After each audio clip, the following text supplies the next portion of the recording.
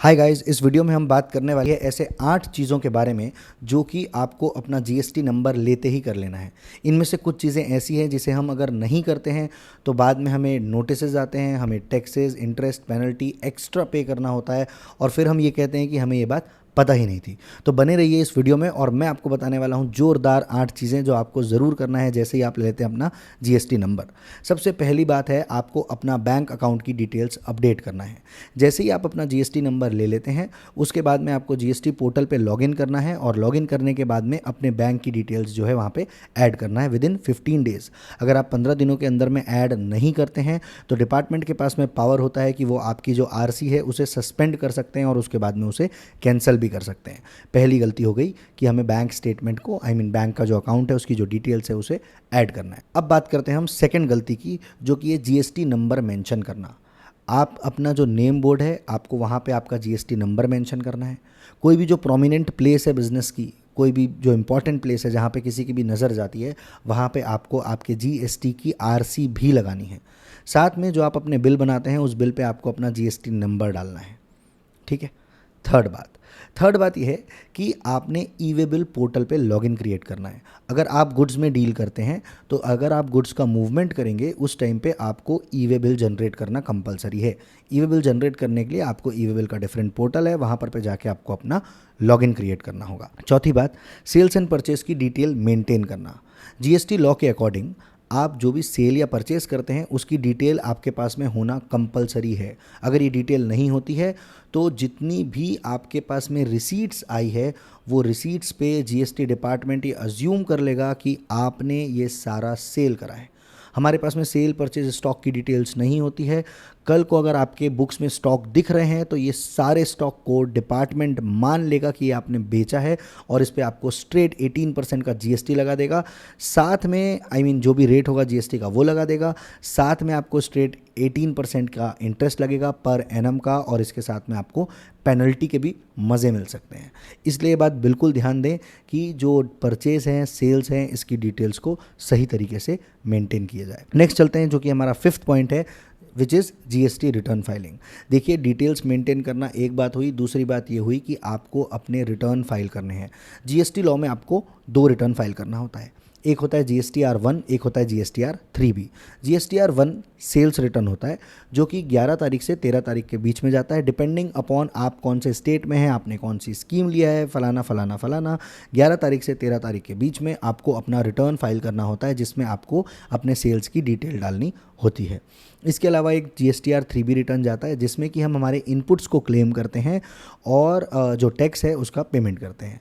ये वाला 18 से लेकर के 24 तारीख और QRMP स्कीम में 25 तारीख को भी आपको पेमेंट करना होता है। तो अपन ने ध्यान देना है कि आपका जो भी केस है, जैसा आपका केस है वो एप्लीकेबल डेट्स में आपको आपका रिटर्न भी फाइल करना है और जो जीएसटी का टैक्स है वो भी पेमेंट करना है। आप अपने फाइनेंशियल कंसल्टेंट से पूछ सकते हैं कि एग्जैक्टली आपके लिए कौन सी डेट पड़ती है। जो भी डेट आपकी पड़ती है उस डेट पे आपने अपना पेमेंट वगैरह करना है। अगर आप लेट करते हैं तो ऐसे केस में आपको लेट फीस देना होगा, जो कि अगर नील रिटर्न जाता है तो 20 रुपीज़ पर डे की होती है और 50 रुपीज़ पर डे की होती है अगर से आपने नॉन नील रिटर्न डाला है तो। छठवीं बात आ जाती है, आप जब भी कोई परचेस करते हैं तो आप मेक श्योर करेंगे कि परचेस करते टाइम पे अपना जीएसटी नंबर दें। आप जीएसटी नंबर देंगे और आप जीएसटी बिल लेंगे। ये जो आप लेंगे इससे आपको इनपुट टैक्स क्रेडिट मिलेगा। इसका ये मतलब हुआ कि अगर आपने बिजनेस पर्पस के लिए कोई भी चीज़ खरीद के लाई है उसमें आपने जो भी जीएसटी पे किया है वो जीएसटी का आपको क्रेडिट मिल जाएगा। आसान भाषा में कहूँ तो अगर मुझे 100 रुपये का जीएसटी पे करना है और मैंने कोई चीज़ खरीद के लाई है जिस पे मैंने 30 रुपये का जीएसटी पे करा है तो मुझे वो 30 रुपये का जो जीएसटी है वो माफ़ हो जाएगा, रिबेट हो जाएगा। तो ये आपके लिए बहुत हेल्पफुल होगा। इसके लिए आपको क्या करना है, पहला आपको बिल लेना है, दूसरा आपको उस पर अपना जीएसटी नंबर डलवाना है, तीसरा ये सारे बिल्स को आपको मंथ एंड पे मैच करना है। आप मैच कहाँ से करेंगे, GSTR-2B से। तो मेरे 2A में मैंने जो भी मंथ में परचेस करी है वो सारी रिफ्लेक्ट होगी। इसे मुझे मैच करना है वो सारे बिल से जो मैंने लिए हैं, जो मैंने परचेस करा है। अगर ये मैच नहीं होता है तो मुझे उस दुकानदार के पास में रिमाइंडर देना है कि ये वाला आप टैक्स पे करो क्योंकि मुझे इसका क्रेडिट नहीं मिला है अभी तक के। ठीक है। आइए नेक्स्ट बात, नेक्स्ट बात आ जाती है QRMP स्कीम। अब QRMP स्कीम क्या है? देखिए, वैसे तो आपको जो रिटर्न है वो आपको हर मंथ फाइल करना है, मतलब हर एक मंथ में आपको रिटर्न फाइल करना होता है, GSTR1 GSTR3 भी। लेकिन गवर्नमेंट ने एक स्कीम लाई है जहाँ पे बोला है अगर आप एक छोटे बिजनेसमैन हो, अगर आपका जो टर्नओवर है वो अप टू 5 CR तक का है, तो ऐसे केस में आपको हर मंथ ही करने की ज़रूरत नहीं है, आप क्वार्टरली करेंगे तभी भी चलेगा।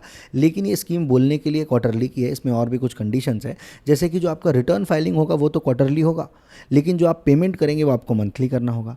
जो आप अगले की सेल्स की डिटेल डालते हैं वो डिटेल आप चाहें तो आप मंथली भी डाल सकते हैं। तो बहुत सारे बिजनेस को ये सूट नहीं करता है, लेकिन अगर आपके बिजनेस में ये सूट करता है तो आप QRMP स्कीम का बेनिफिट ले सकते हैं।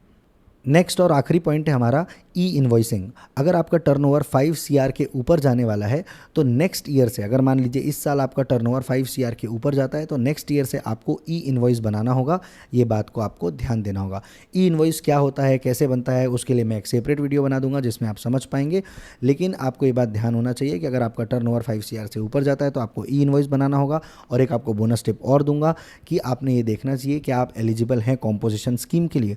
कॉम्पोजिशन स्कीम एक ऐसी स्कीम होती है जहाँ पे आपको हर मंथ रिटर्न नहीं फाइल करना है, जहाँ पे आपको सारी अपने परचेज की डिटेल्स मेंटेन नहीं करना है, सेल्स की डिटेल पूरी नहीं मेंटेन करना है। केवल अगर आपने ये डिटेल भी मेंटेन करी कि आपकी टोटल सेल्स कितनी है तो भी चल जाएगा। और लास्ट में जो आपको टैक्स पेमेंट भी करना है वो अगर आप ट्रेडिंग करते हैं तो आपको 1% का करना है, अगर आप सर्विस प्रोवाइडर है तो आपको 5% का करना है। इसमें कुछ कंडीशंस भी है, हर किसी के लिए ये स्कीम अच्छी नहीं होती है, लेकिन अगर आपके केस में ये स्कीम अच्छी है तो आपने देखना है कि कॉम्पोजिशन स्कीम अगर अच्छी है तो आप वो ऑप्ट इन कर सकते हैं। बाय द वे एक बात और, अगर आप कॉम्पोजिशन स्कीम में ऑप्ट इन करना चाहते हैं तो आपको फाइनेंशियल ईयर स्टार्ट होने के पहले करना होगा, या फिर जब आपने अपना GST का रजिस्ट्रेशन के लिए एप्लीकेशन फाइल करा था उस टाइम ही आपको उसकी डिटेल देनी होगी। तो आई होप आपको अच्छे से समझ में आ गया होगा कि अगर आपने GST रजिस्ट्रेशन लिया है तो आपको ये सारे कंप्लाइंसेस करने होंगे। ये कंप्लाइंसेस को अपने बिजनेस का ऑब्स्टेकल मत माने, ये कंप्लाइंस आपको करना ही होगा अगर आप अच्छे से अपने बिजनेस को करना चाहते हैं, फ्लरिश करना चाहते हैं। तो हम डेवलप कंट्रीज़ को देखते हैं और बोलते हैं वहाँ पर पे ये चीज़ें हैं, वो चीज़ें हैं, वहाँ पर लॉ ऐसा है, लोग कंप्लाई करते हैं, बट जब हमें खुद कंप्लाई करना होता है तो हम करते नहीं हैं। और डिपार्टमेंट बहुत स्ट्रॉन्ग हो गया है, आज नहीं तो कल अगर आज आप टैक्स नहीं पे करेंगे तो कल वो टैक्स जो है इंटरेस्ट पेनल्टीज़ के साथ में आपसे वसूल कर लिया जाएगा। बाय द वे एक बात और, GST ऐसा टैक्स है जो आप अपनी पॉकेट से नहीं पे करते हैं, आपको ये टैक्स अपने कस्टमर से रिकवर करना होता है और गवर्नमेंट के पास में डिपॉजिट करना होता है। तो आपके पॉकेट से कुछ डायरेक्टली नहीं जा रहा है। तो अगर आपको ये वीडियो पसंद आया है तो इसे लाइक करें, इसे शेयर करें ऐसे लोगों के साथ में जिसे ये वीडियो यूज़फुल हो सकता है। Bye bye, thanks.